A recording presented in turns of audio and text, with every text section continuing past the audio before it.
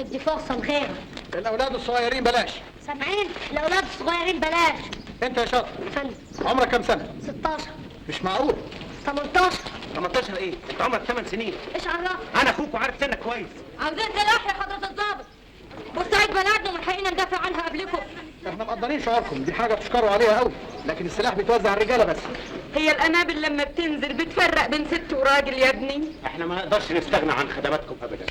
مهمة الست في الحرب ما تقلش عن مهمة الراجل. زي ايه يا ست طلبة؟ العناية بالاطفال والعجائز والجرحى. ممكن تعملوا الخنادق والمتاريس وتكونوا ورا ظهرنا علشان تحمونا. برضه مش هنغلب، هنحارب معاكم. ان شاء الله يكون بسناننا وضربنا. لازم نشيل السلاح في اي حتة من الدارية. عندنا يا طب ما فيش الا المحل بتاعي ابدا والله. اطمع حتى القهوة. اشمعنى القهوة يعني؟ مركز العيادة الشعبية. دخلوا السلاح في القهوه دلوقتي. يلا. مش معقول. ما حدش من اللي معانا قدر ياخد اسلحه مصريه. كنتوا نايمين لما كانوا بيوزعوهم؟ ما قدرناش مدموزيل بات، ما قدرناش. دول محافظين على السلاح اكتر من ارواحهم. انا كنت هتلاقي مع السلاح الزيادة كله. هو في سلاح زيادة كمان؟ طبعا السلاح اللي ما يلحقوش يوزعوه لما الغارات ابتدت. عرضت عليهم اخبيهم في الدكان بتاعي وبعدين اشوف له صرفة. لولا طلبة بقى الله يخرب بيته. طلبة احنا لازم نخلص منه في اول فرصه.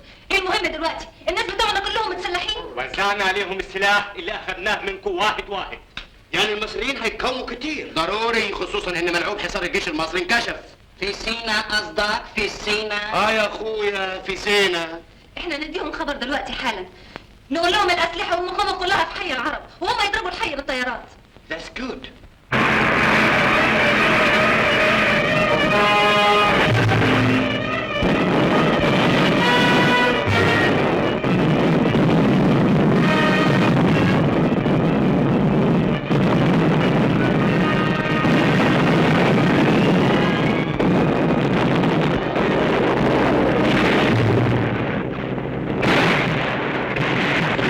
بيحرقوا البلد يا رضوان.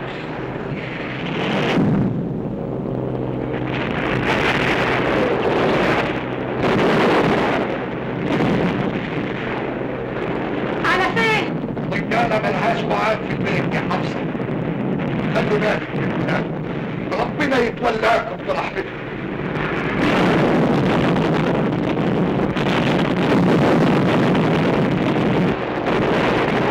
النبات الضغط قريب مننا.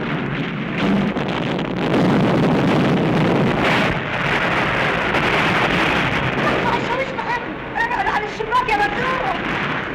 الرأي شديد قوي يا ناس. ده في عرية عند بيت الشاويش محمد.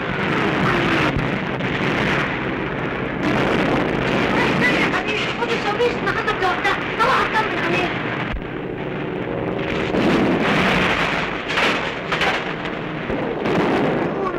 بدنا المنشآت العسكرية. هو بدنا منشآت عسكرية هنا؟ يا ترى نفع على ايه دلوقتي يا بابا؟ ربنا نفسي أعيش بس لغاية ما أفرح بيكي أنت وبابا. ربنا يديكي طول العمر يمين.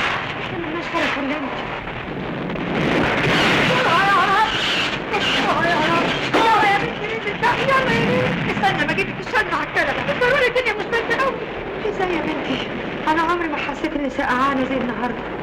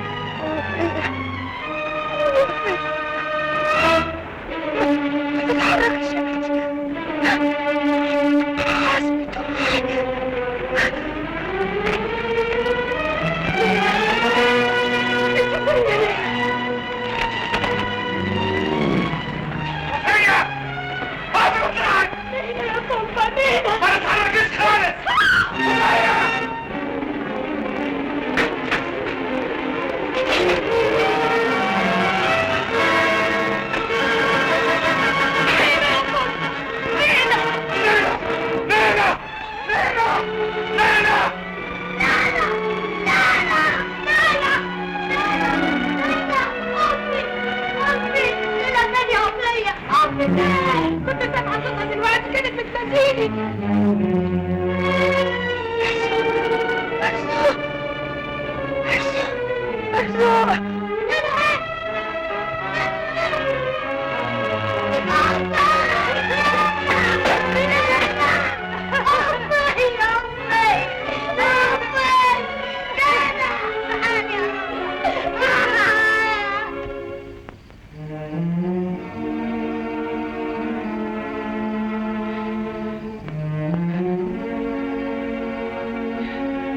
كانت رايحة تجيب لي الشاي، خايفة عليا من البرد.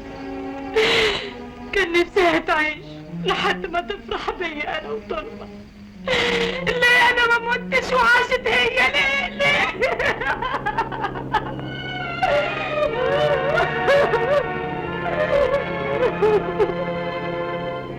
ربنا ينتقم منهم. سابت رجالة، خلت مرزوق ينزل في عز الضرب والحرق والنار علشان يجيني ويطمن عليا.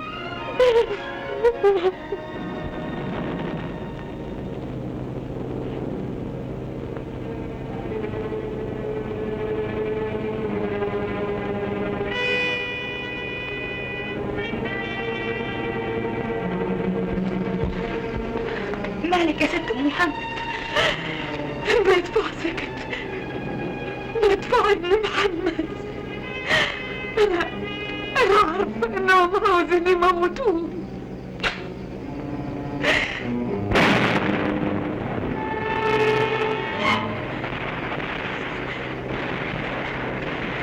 سامعين؟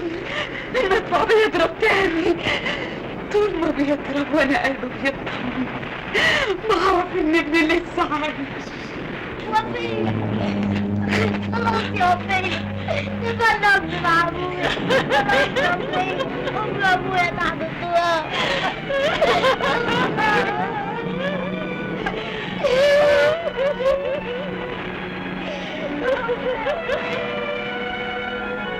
احنا قدرنا ندفن المرحومة في الجبانة، لكن لسه في ضحايا كتير تحت الردم والأنقاض.